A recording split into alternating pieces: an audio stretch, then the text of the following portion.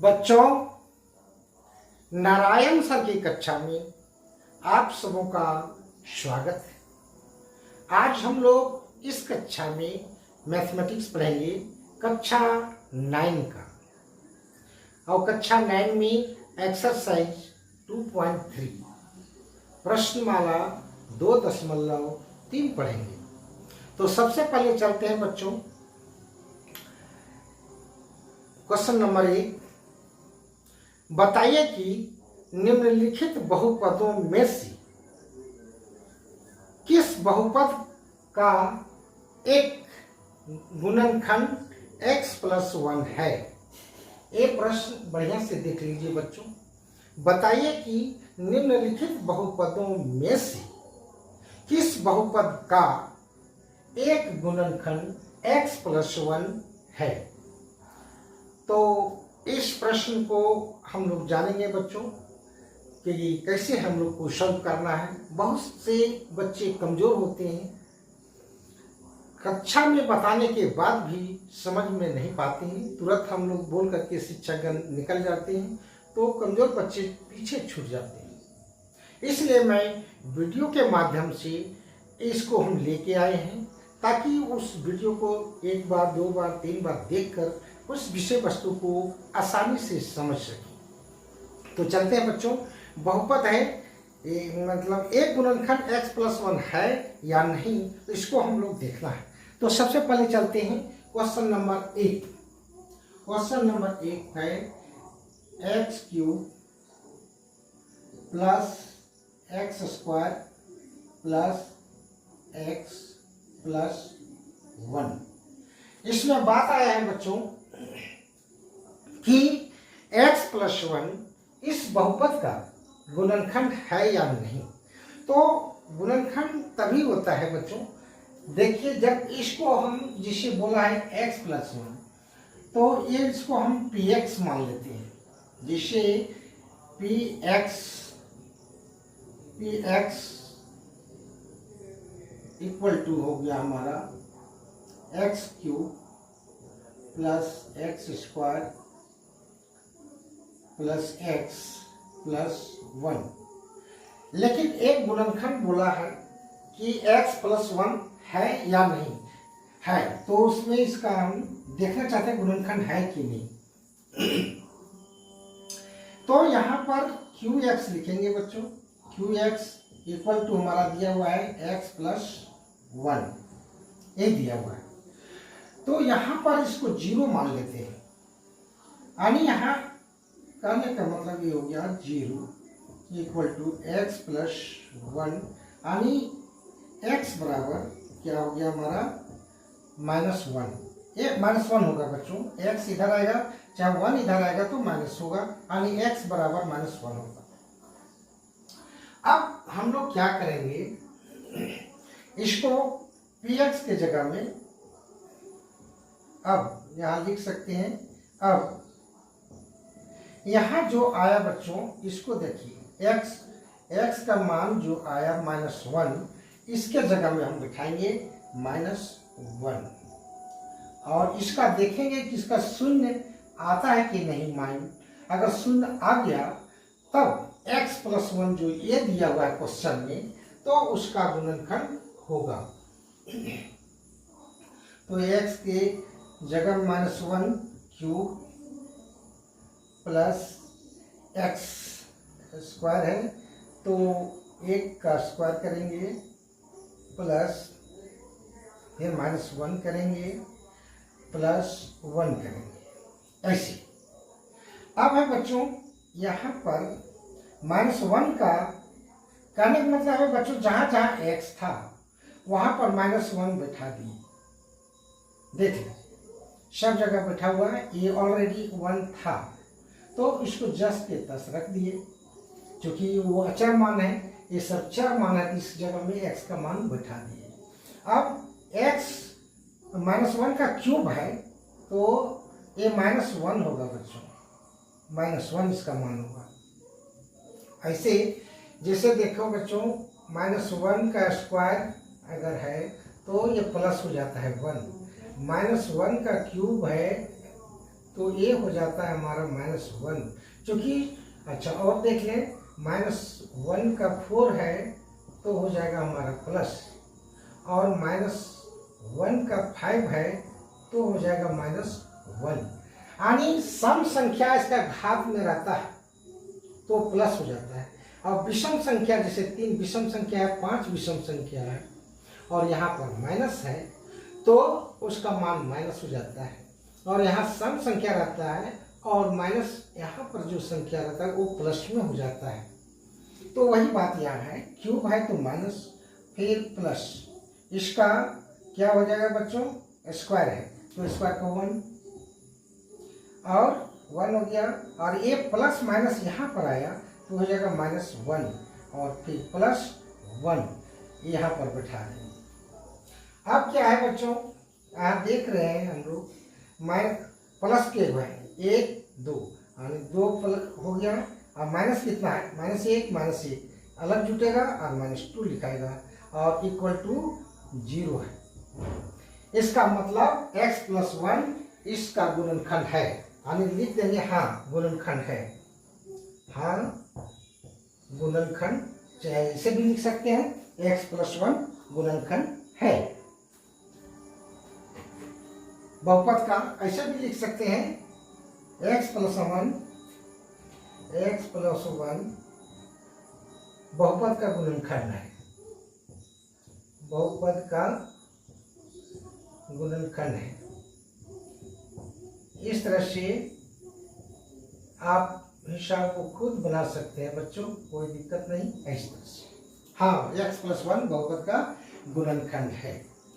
अब हम लोग दूसरा इक्वेशन चलते हैं।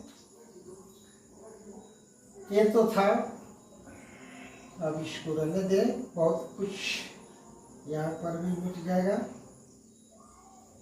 अब रहेगा ये सब ठीक है। इसको मिटा देता हूँ बच्चों, ज़्यादा देरी नहीं लगेगा, समझने में बहुत आसानी हो जाएगा। इस वीडियो को 2-3 बार देख लेंगे, समझ में आ जाएगा। आप क्वेश्चन को केवल चेंज कर रहे हैं, ये पहला का पहला था और अब दूसरा देखिए, पहला का दूसरा में है बच्चों x4। अब इसका एक और देख लीजिए, बाकी बना लीजिएगा। जैसे है x4 दूसरा में +x³ +x² +x+1 ये है। अब ये कर रहा है और फिर आया है कि x + 1 गुणनखंड है कि नहीं, x + 1 गुणनखंड है कि नहीं, एक बार इसको यूज करना है। तो px बराबर तो हमारा यही है, px बराबर x4 x³ +x² +x+1। अब यहाँ फिर वही वाला लिखना होगा बच्चों, चूंकि वही चीज यहाँ पर करना है तो फिर मान वही आएगा। qx = x + 1 लिखेंगे, इसे लिखेंगे और इसका x बराबर -1 ही बैठाना है, फिर -1 ही बैठाएंगे। तो अब थोड़ा चेंज होगा, x4 के जगह में फिर -1 लिखेंगे और इस तरह से करके 4 लिखेंगे हम, प्लस -1 का क्यूब लिखेंगे, प्लस फिर -1 का स्क्वायर लिखेंगे, फिर प्लस फिर -x लिखेंगे, x के जगह -1 लिखेंगे, फिर +1। अब इसको देखना है इसका मान 0 आता है कि नहीं। अगर 0 आ गया तो गुणनखंड है और 0 नहीं आया तो गुणनखंड नहीं है। तो इसका अब हम चलते हैं, अभी बता चुके हैं यहाँ सम संख्या है इसलिए 1 हो जाएगा, और प्लस और ये जो है विषम संख्या है तो माइनस रहेगा ही, तो माइनस प्लस माइनस होगा, -1 और ये प्लस हो जाएगा, चूंकि स्क्वायर है यहाँ प्लस है तो ये प्लस हो जाएगा, -1 का स्क्वायर प्लस हो जाएगा और प्लस प्लस प्लस यानी +1 हो जाएगा। ये प्लस माइनस माइनस होगा और ये +1 रहेगा, तो ये हुआ। अब है बच्चों प्लस कितना है देखिए, एक वो ए प्लस है, एक ए और एक ए, तो हो गया 3 और -1 -1 -2 यानी इक्वल टू हो गया हमारा 1। तो 1 आ गया, तो गुणनखंड नहीं हो सकता है। ये बहुत ही ध्यान से देखने वाली चीज है बच्चों। अगर यहाँ 0 आता तो इसका गुणनखंड x + 1 होता, लेकिन 1 आ गया तो गुणन x + 1 ये दिए हुए बहुपद का गुणनखंड नहीं। तो यही चीज को आपको जानना है, और वो भी डीपली, किसी से कोई दिक्कत नहीं बच्चों, एकदम ध्यान से देखें और इसको बनाएं। तो मेरे विचार से आप लोग सभी हिसाब इसका बना लेंगे। हम लोग चलते हैं अगला प्रश्न। अगला प्रश्न हम लोग क्या चीज थोड़ा जानने के पहले कुछ हम लोग सीखेंगे बच्चों। क्या सीखना है वो थोड़ा देख लें, तब अच्छा लग रहेगा। आप लोग खुद से तब बनाने लगेंगे। बहुत से बच्चे डरते हैं, भागते हैं गणित से, तो वैसा ना करें। पढ़ने का हम लोग प्रयास करें, ध्यान से देखें, समझें। अब है प्रमेय, कुछ होता है बच्चों, इसमें कुछ प्रमेय है। जैसे एक होता है माने शेषफल का प्रमेय होता है बहुपद का, दूसरा होता है कि गुणनखंड का प्रमेय। तो गुणनखंड का प्रमेय जो होता है बच्चों, जैसे पहला है गुणनखंड का प्रमेय, इसको देख लीजिए। गुणनखंड का प्रमेय, इसको हिसाब बनाने से पहले सब जान लीजिए। गुणनखंड का प्रमेय जैसे हो गया, गुणनखंड का प्रमेय में आ गया पहला जैसे है x माइनस ए जो है, और उसमें लिखेंगे गुणनखंड px एक गुणनखंड होता है, px एक गुणनखंड होता है, एक गुणनखंड होता है। कब होता है? कब एक गुणनखंड कब होगा? गुणनखंड एक जब यदि PA बराबर 0। तो ये हम अभी बताएंगे और डिस्कस करेंगे। और दूसरा में है PA जब 0 होता है तब तो उसका गुणनखंड होगा। आप चलते हैं शेषफल का प्रमेय, जैसे होता है क्या, गुणनखंड का प्रमेय यानी शेषफल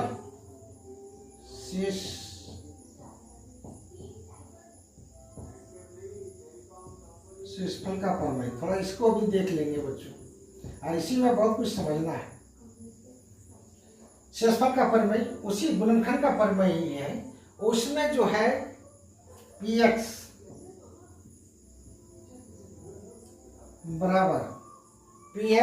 बराबर आपका हो जाएगा x माइनस ए, और यहाँ हो जाएगा qx प्लस PA। अब यहाँ थोड़ा सा जानिए बच्चों, ये आखिर में है क्या? ये है जिसे PA का बात यहाँ आया, तो क्यों आया? इसी P के लिए।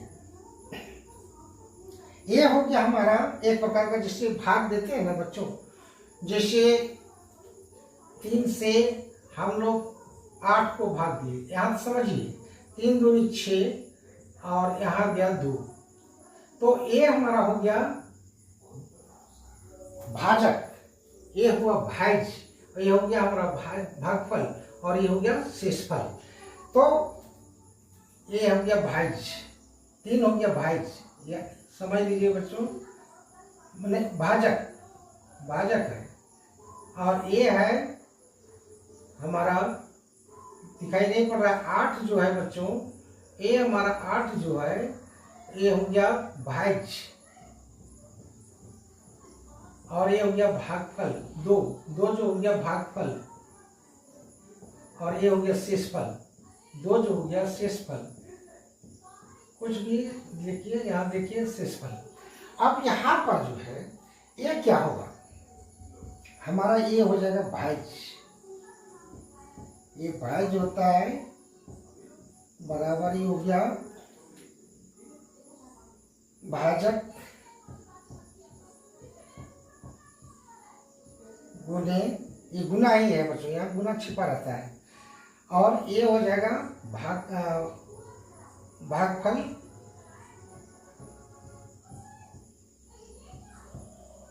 जोड़ शेषफल। ये इसी पर निर्भर करता है बच्चों। ये हमारा होता है भाजक, ये हो गया हमारा भागफल, और ये हो गया शेषफल। तो किसी भी बहुपद में अगर शेषफल हमारा 0 आएगा तो दिया हुआ कोई भी भाजक या भाज्य जो भाजक या भागफल वो गुणनखंड होता है किसका, भाज्य का। ये बहुत ही गहराई से समझ लीजिए बच्चों। यदि यहाँ शेषफल 0 आएगा, अभी दिखाएंगे ये शेषफल जिसे PA बराबर 0 लिखे हैं, PA बराबर 0 लिखे हैं, यही है हमारा शेषफल। अगर शेषफल उस प्रमेय में हमारा 0 आता है भाग देने पर, तो उसमें जो भी गुणनखंड होगा, जिससे भाजक और भागफल, ये दोनों एक भाज्य का गुणनखंड होगा, दोनों गुणनखंड होगा। तो उसके लिए भी हम इसको बढ़िया से देख लेंगे बच्चों। Px = x - a × Qx + Pa, यही है शेषफल का प्रमेय। इसी पर ज्यादा हिसाब बनेगा, और ये गुणनखंड होता है x - a, और Px ये गुणनखंड कब होता है, जब Pa हमारा 0 होता है, जो यहाँ जो Pa लिखे हैं यानी शेषफल, तब हमारा O होगा, मतलब O उसका गुणनखंड होता है, गुणनखंड होता है। अभी हिसाब बना करके ही दिखाता हूँ, आप समझ में तब आ जाएगा। देखते जाइए, समझते जाइए, इसको 2-3 बार देख लेंगे बच्चों। शुरू में बहुत थोड़ा सा समझ में नहीं आवे तो समझने का प्रयास करेंगे, 2-3 बार देखेंगे। 1-2 बार जब मेरी भाषा बनाने के तरीका, पढ़ने में आपकी अभिरुचि, जब ये सभी चीज बढ़ जाएगा तो आपको कहीं जाने की जरूरत नहीं, घर बैठे हर समस्याओं का समाधान कर सकते हैं। और नहीं तो कमेंट करके हमको पूछ सकते हैं किसी चैप्टर में अगर कोई दिक्कत हो तो। अब है बच्चों दूसरा क्वेश्चन, बढ़िया से देख लीजिए, पुस्तक से लिया हूं। गुणनखंड प्रमेय लागू करके, जो भी मैंने दिखाया प्रमेय, गुणनखंड प्रमेय लागू करके बताइए कि निम्नलिखित स्थिति में Gx Px का गुणनखंड है या नहीं है। Gx, अभी Gx का भी जिक्र किए थे, Px का गुणनखंड है या नहीं, तो वहां पर क्या होना चाहिए, वही Pa का मान 0 आना चाहिए, और नहीं तो उसको कोई डायरेक्ट हम लोग Gx को ही से लेकर के हम लोग चलेंगे। देखते हैं, पहला प्रश्न है, पहला प्रश्न है बच्चों, दूसरा का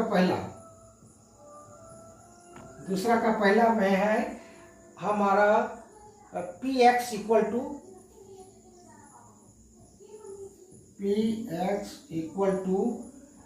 क्या दिया है, 2x³ प्लस 2x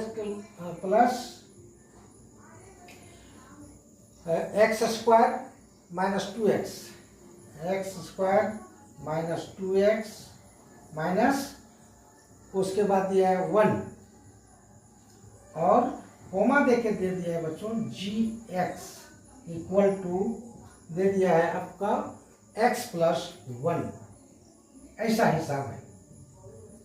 अब यहां पर देखना है Gx जो है, जो Gx यानी x + 1, Px मतलब इसका गुणनखंड है या नहीं, तो वो बताना है। फिर समझिए, Gx दिया पी एक्स का यानी जी एक्स मतलब हो गया x plus one, P x यानी जो दिया हुआ है हमारा बहुपद उसका गुणनखंड है कि नहीं, तो ये आपका बहुपद हुआ पी एक्स। तो यहाँ पर हम लोग क्या करेंगे, यहाँ करना है हल जब करेंगे, दिया है जी x equal to x plus one, x plus one, तो यहाँ पर हम शून्य बैठाएंगे और equal to x plus one, जो पहले बताया बच्चों उसी तरह से बनेगा, x equal to minus one बैठाइए। अब यहाँ पर बैठा दिए तो अब इसका मान निकालिए। अब लिखें, क्या लिखेंगे, अब p x equal to 2x cube plus x square minus 2x minus one. अब यहाँ x के जगह फिर माइनस वन बैठाएंगे, आप जो पहले बनाए थे उसी तरह से करना, कुछ नहीं है, 2 इंटू माइनस वन का क्यूब प्लस ये वाला ये प्लस बैठाने x का माइनस वन का स्क्वायर माइनस ए 2 into minus one minus one, सब x के जगह माइनस वन बैठाएंगे बच्चों, कुछ कठिन नहीं है।